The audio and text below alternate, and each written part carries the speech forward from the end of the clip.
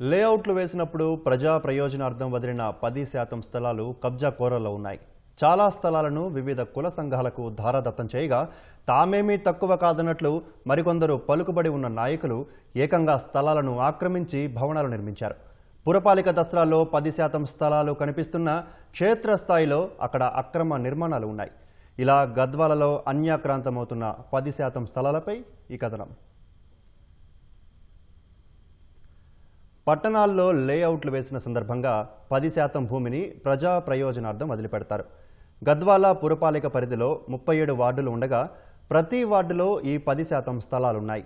ఆ భూములలో దాదాపు 90% స్థలాలు ఆక్రమణలో ఉన్నట్లు అధికారుల లెక్కలు చెప్తున్నాయి. కొన్ని స్థలాల్లో కుల సంఘాల భవనాలు, ఫంక్షన్ హాళ్లు, మరికొన్ని స్థలాల్లో ఇళ్లు, గుడిసెలు ఉన్నాయి. కానీ ఎక్కడా పార్కుల నిర్మాణం జరగలేదు. పట్టణంలో సేద తీరేందుకు ఎక్కడా పార్కులు లేకపోవడంతో ప్రజలు ఇబ్బందులు పడుతున్నారు.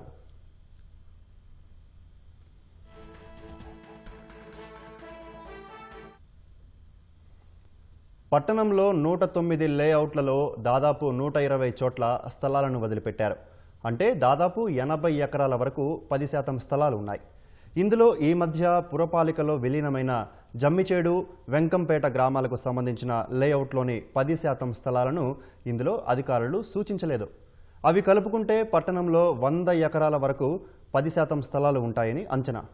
కోట్లు విలువైన 10% స్థలాలను కాపాడేందుకు పురపాలక సంఘం ఆధ్వర్యంలో బోర్డులు పెట్టి జియో ట్యాగ్ ఏర్పాటు చేస్తున్నారు. 10% స్థలాల్లో ఫెన్సింగ్ చేసి రక్షణ చర్యలు తీసుకుంటామని అధికారులు చెబుతున్నారు. కానీ పలు కాలనీలలో ప్రజా ప్రయోజనాలకు సంబంధించిన నిర్మాణాలు చేపట్టినా మిగిలిన భూమి మొత్తం కబ్జాలకు గురైనట్లు స్థానికులు చెబుతున్నారు. అధికారులు స్పందించి 10% స్థలాల్లోని అక్రమ నిర్మాణాలు తొలగించి ప్రజా ప్రయోజనానికి వాటిని ఉపయోగించాలని స్థానికులు కోరుతున్నారు.